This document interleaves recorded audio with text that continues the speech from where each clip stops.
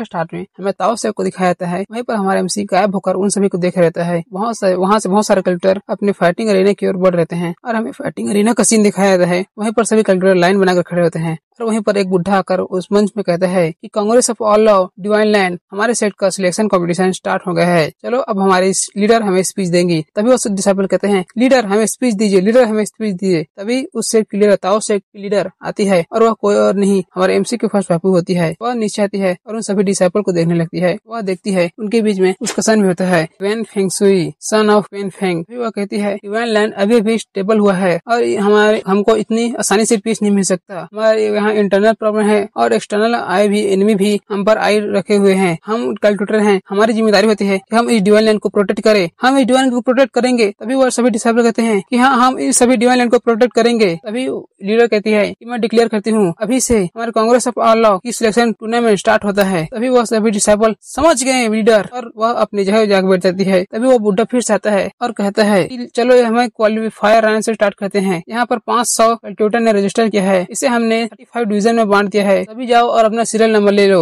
यह एक qualifier round होगा, यह और नॉक राउंड होगा। हमारे मेथड का इस्तेमाल किया है जिसमें जो विनर होगा वो आगे जाएगा और जो लूजर होगा वह यहाँ से एलिमिनेट हो जाएगा। वह अगले साल कॉम्पिटिशन दे सकता है। टॉप 8 डिसाइपल होंगे जिसका पॉइंट सबसे हाईएस्ट होगा वह हमारे ताऊ सेट को रिप्रेजेंट करेंगे first division land of Congress of all law में। डिसाइपल अपने अपने सीरियल नंबर को लेने के लिए वहाँ चले जाते हैं और सभी को सीरियल नंबर मिलता है। तभी हमारे एमसी के सन को वेन फेंग सुई को 35 नंबर मिलता है और हमें सभी एल्डर और लीडर को दिखाया जाता है। तभी एमसी के बापू के माइंड में एमसी कहता है कि हमारा सन कहाँ है। वह चौंक जाती है और खड़ी हो जाती है।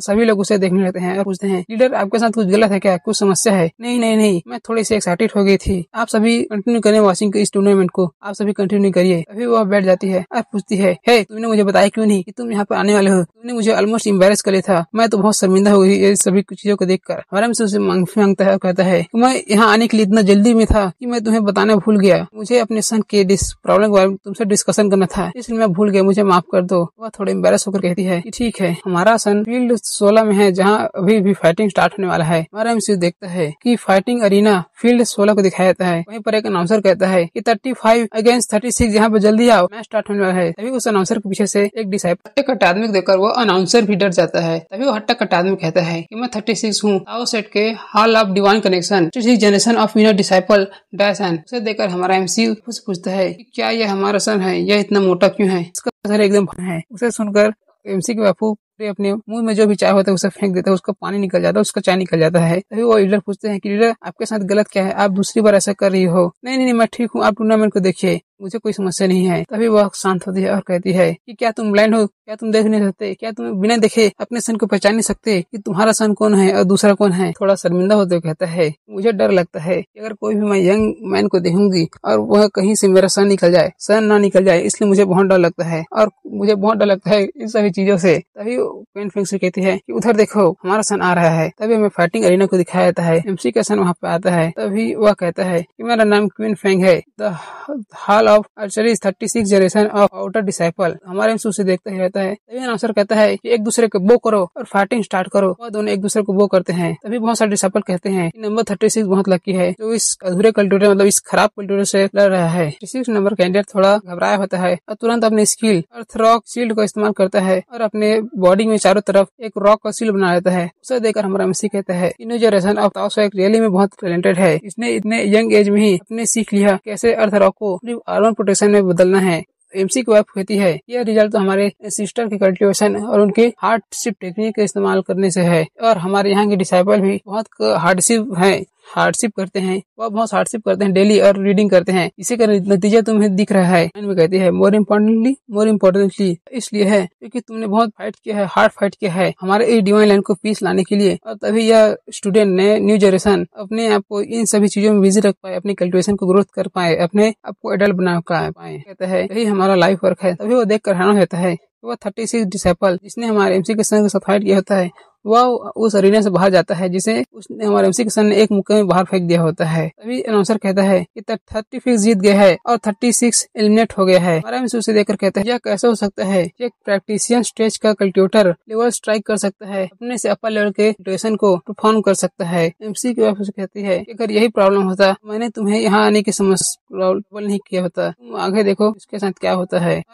कुछ घंटों बाद हमें दिखाया जाता है। उस फाइटिंग अरीना में हमारे एमसी का सन पूरे हाँफ रहा होता है। तभी अनाउंसर कहता है कि फिफ्थ मैच 35 अगेंस्ट 41 दोनों का मैच स्टार्ट होता है। हमें दोनों को मैच दिखाया जाता है। हमारा एमसी का सन पूरी तरह थक गया होता है और हाँफ रहा होता है और 31st डिसाइबल पूरा सूखी लकड़ी होता है। तभी फिर वो डिसाइबल कहते हैं कि 41 तो बहुत लकी है। इसको दिखाया एमसी कहता है कि यहाँ क्या हो रहा है और हमें दिखाया जाता है कि उस सूखी लकड़ी ने हमारे एमसी का सन को उस अरीना से बाहर फेंक दिया होता है। तभी अनाउंसर कहता है कि नंबर 41 विन हो चुका है और नंबर 35 एलिमिनेट हो चुका है। हमारा एमसी उसे देखकर हैरान हो जाता है। वही पत्थर पे कोई मुक्का मार रहा होता है, वो और कोई नहीं हमारे एमसी का सन होता है। वो उस पत्थर पे मुक्का मारते हुए बहुत गुस्सा होता है और उसी के विषय में दिखाया जाता है कि दोनों उस पर नजर गड़ाए होते हैं। एमसी आंखों को इस्तेमाल करता है और उसे देखने लगता है कि उसके मेरिडियन कैसे हैं और उसके मेरिडियन को पूरे इतिहास हमें दिखाया जाता है। हमारा एमसी उसे देख कर चौंक जाता है, कहता है ये कैसे हो सकता है, इसके मेरिडियंस और डेंटान ये कैसे हो गए। एमसी को आप कहती है कि जैसा कि तुम देख सकते हो इसके डेंटियन और मेरिडियंस वेसल दूसरों की तुलना में बहुत नैरो है, बहुत पतले हैं। ऑर्डिनरी पीपल का डेंटियन और मेरिडियन बहुत चौड़ा होता है, लेकिन हमारे सन का